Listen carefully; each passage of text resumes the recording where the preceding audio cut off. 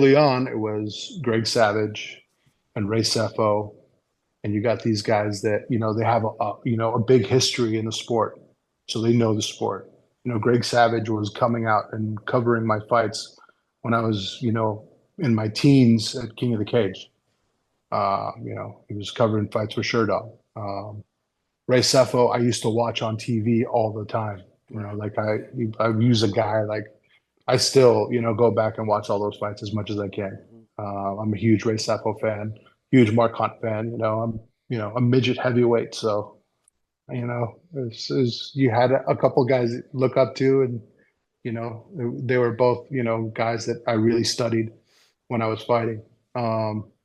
So yeah, it's the same thing. You have guys, and then you have a small circle around them. I think that circle's gotten stronger for us at PFL.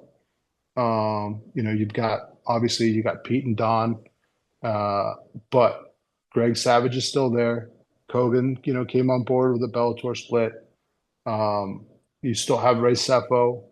You've got Dan Hardy now, who they picked up for Europe, and he's honestly, he's probably one of the best analytical minds for MMA.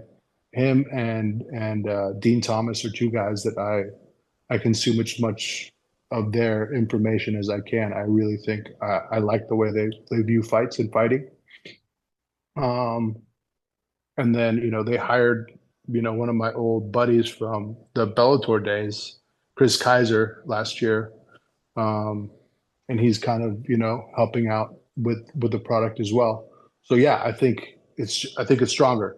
I think that's the biggest difference. I think that Don and Pete got a bigger team. You know, they got a bigger team, and they've got strong minds. And I think they're probably some of the strongest minds in the space that you can get that were free agents, right? But what's the difference between Don and Bjorn? They seem like night and day.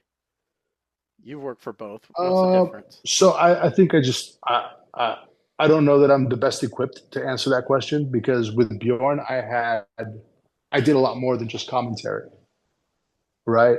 I worked with him. I signed talents for him. I went and did tryouts for him. Um, with Don, he's got a team that does that for him. So my interactions with him are a lot more limited.